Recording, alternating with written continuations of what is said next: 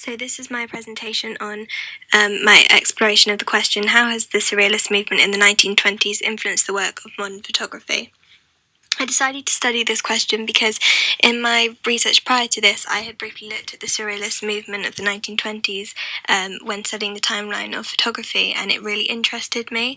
There seemed to be a definite change in perceptions of the craft from that point on. There was a lot more experimentation with the different mediums and genres of photography, and so I thought it would be a really interesting topic to cover. So the first thing I did when researching this question was try and establish some of the historical context that led to the movement. So the first thing I'd observed from my timeline was that photography before the movement was definitely regarded as a practical and logical tool. People mainly used it to record information or memorialize figures that were important in society. There was a lack of creative expression, I felt, within photography, and I think, to be fair, this was because photography was in the early stages of development, so there was more emphasis on further enhancing these developments and progressing the actual craft further than looking at the many ways you could interpret it.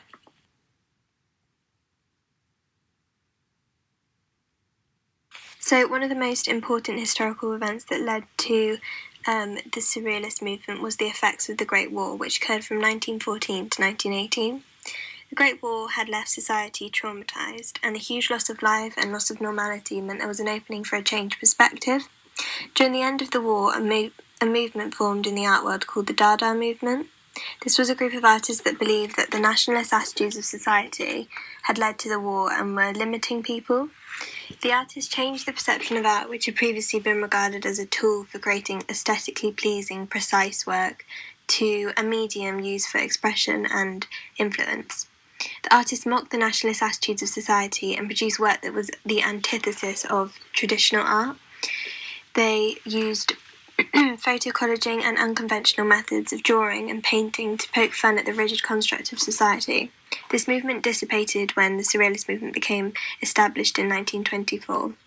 However, I don't think there's any denying it was heavily influential in catalysing this initial transition.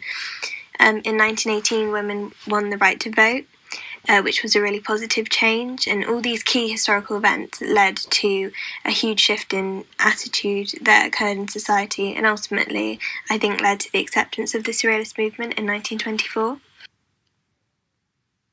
During my initial research, I learned that when Andre Breton published The Manifestation of Surrealism in 1924, he defined it as the psychic automatism in its pure state by which we propose to express. This was a really interesting quote because it encapsulates the intent behind the movement. Breton was encouraging artists to use their work as a reflection of their subconscious mind. I think that he recognised that as a result of the war and the rigid constructs of society, freedom of expression had been lost. He effectively reinvented the way in which people saw these tools and allowed them to escape from the horrors of post-war society through art and photography. To me, this means he was trying to encourage people to delve into the depths of their unconscious mind and liberate thought as opposed to thinking how you're conditioned to think. I think that the book was so revolutionary because this was such a new concept, and I think he also provided a way of allowing people to practice this basically through the creative arts rather than just telling them to. Personally, I think that all creative subjects are a means for expressing yourself, and I think that it's really interesting to see how this concept that we're so familiar with now first came into existence, and it's almost strange to think that it possibly couldn't have existed before this. So in my presentation, I haven't established that there was a distinct end to the Surrealism movement, and that's because I found in my research examples of movements that have been influenced by the Surrealist movement in the recent past and today, and so didn't want to not include that. I think that's because the movement's concept adapted as time changed, and so although that surrealist movement in the 1920s, the concepts that were there may be different now, there's still an element of the baseline intent behind it. So the first movement I looked at was the Situationism movement, which occurred in 1957. It was an international organisation of artists that were concerned about the suppression of art. They were reacting to the aftermath of World War II and decided to use different mediums within creative platforms like music and poetry in order to try and change this view. The counterculture movement in the 1960s was also influenced by the Surrealist movement. The movement refers to an anti-establishment group where the aim was to liberate thought and encourage freedom of speech. The common denominator with all these movements is that there was a passion for changing the suppression of expression. Each movement seemed to catalyse the next and ultimately led to the more liberal society we exist in now. The first source I used to research was the Metropolitan Museum of Art, which I thought was a really reliable option because it is the largest art museum in America and they have a variety of different educated writers that publish articles on the site about art and photography and all the creative subjects. The thing that I found interesting about this quote is the fact that they suggest that surrealists really rejected this idea of sober calculation, as they said, or the more practical and technical aspect of photography. I think this is interesting because nowadays I definitely feel like it's a combination of the practical and technical skills and your ability to use your creativity to produce something that has made photography so successful. I think that maybe over the years a middle ground was established with this and that initially that's why the surrealists were so outspoken about shunning the more logical aspects of photography and focusing mainly on exploring the unconscious mind because it was such a new concept. I used a number of sources for my secondary research. The first was the Metropolitan Museum of Art, which I've already mentioned. I used this site to gauge some of the key information about the movement, like influential photographers such as Man Ray and Maurice Tabard. Being able to see these different artists' work really enabled me to gauge an understanding of the massive variety of different ways in which people interpreted surrealism. It ranged from the subjects of the photos, to the composition of the photos, to the use of colour, to the use of inversion. There were tons and tons and tons of different ways that people had used this new concept in their work.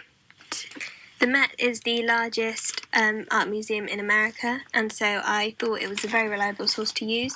They also recommended a collection of primary and secondary essays alongside the article I was reading, which was also really helpful to look at. In the article there was a list of common practices that surreal photographers use, like rotation, distortion, the concept of trying to make an image seem dreamlike or like it belonged in a fantasy world. And this was really interesting to me because I think that I'm personally really interested in the commercial and fashion industry, and these techniques are used all the time. And I think the fact that using these techniques back then was so new and potentially quite controversial is really fascinating to see. The second source that I used was a site called lightstalking.com. I'd actually used this blog before. They post a number of different articles on tips and tricks to do with photography by a range of different photographers. So the one I used for this project was How Has Surrealist Art Impacted Photography? I'd established the connection between the past processes involved in photography and the new ones after the movement with the last source. So with this one I was really keen to gauge a further understanding of other influences outside the photography genre. The article basically helped me understand that the premise of surrealism was about encouraging liberated thought and using the creative platforms as a means of expressing this. The article talks about how photography soon became established as a fine art subject, and its untrained, provocative and satirical approach to the happenings of life was extremely important to its success. The site also had published a timeline where it detailed the development of the movement. In 1945, it says that World War II brought an unofficial end to the Surrealism movement. They did not explain why the movement was regarded as unofficial, but I could interpret that this ending was simply due to preoccupation with the efforts to prepare and endure the war.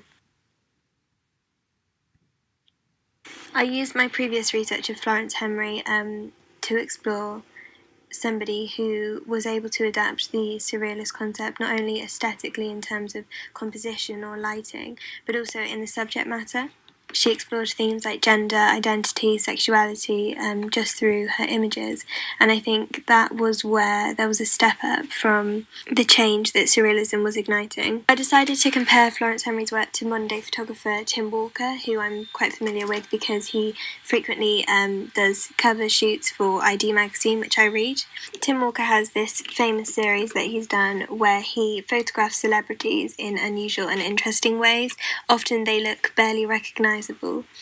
I think surrealism is often grounded in reality, presenting something that we are familiar with, but also has to be littered in references to either the unknown or a fantasy world or a topic that is controversial. There's some edge to it, basically, and I think Tim Walker does that in his series, and so does Florence Henry in hers, in that they present both familiar and strange images. Both of these photographers play around with the concept of gender boundaries, and styling seems to be really important in conveying a sense of surrealism in the images. I also used a blog called truecenterpublishing.com just to get a quick summary of some of the characteristics seen in surreal photography so that I could compare the two artists and see similarities and differences between them both.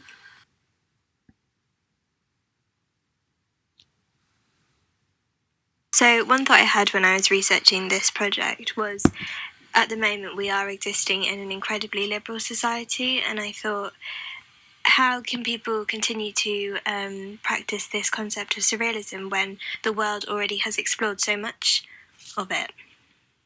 So for my primary research, I was looking for an exhibition that really focused on pushing the boundaries within society and changing perspectives. I found a local exhibition called the Red Retrospective. They had a brief summary of what to expect, which I've included on this slide. I understood that they were focused on blurring the boundaries and celebrating diversity, gender fluidity, body positivity, and sexual freedom, which I felt was really in tune with the research that I'd done and could be a really interesting example of the influence of the movement today. After being given permission to photograph the exhibition I attended later that week, for me the exhibition was a surreal experience. It was immersive. There were poetry readings, songs performed, and everybody except me was in some sort of costume. I found it humorous that, as wacky as the costumes were, I actually appeared more alien for not being dressed up and looked very out of place. The photographer who had taken the photos on display was called Jessica Kathleen Brady, who was also a performer. The photos definitely covered the themes of identity, gender, sexuality, and they had a candid edge which provided an element of mundanity amongst something that by society's standards is very unusual. I felt that there was a real sense of pride and celebration conveyed from the photos. Drag queens and ladies with animal masks on their faces are not things you see every day, and yet in this room, full of people dressed like this, for an hour it seemed normal. I was able to experience not only the impact of surrealism through the photos at the exhibition, but also in person. Talks were given about challenging the perceptions and misconceptions society have about LGBTQ members and attitudes to gender. Actually caused me to challenge my own misconceptions that I had. Ultimately, this was the purpose of the surrealism movement, to change perceptions, ideas, and beliefs through the medium of art and photography. I took some photos of some of the performers that were attending the exhibition. I wanted to convey a sense of how immersive the exhibition was. In terms of evaluating the success of my research methods, I found that both the secondary and primary research I did was equally helpful. The secondary research really helped me establish what the surrealist concept was about right in the early stages of its development in the 1920s. It's really interesting to see how the concepts that then were revolutionary are so well used now, which provoked me to think about and question if surrealism could exist in a world that is changing so rapidly. My primary research helped me answer this in regards to Tim Walker study versus Florence Henry. I learnt that although the themes used in the photography may not be as groundbreaking due to the fact that society has adapted, as photographers, you can use different things like styling and composition and lighting and subject choice to still try and change perspectives of the same themes, just using different methods. And I think that is what I saw in my primary research at the Red Retrospective exhibition. My perspective of the same themes that had been touched on by both Tim Walker and Florence Henry were changed, because ultimately every person has a different perspective on something, so you can't really run out of ideas to explore. So to conclude, I think that the Surrealist movement in the 1920s definitely has influenced the work of modern photographers. I think that in just the fact that we see photography as a creative tool in the 21st century was, partly due to the Surrealist movement and the idea that it was no longer going to be solely a technical, practical device.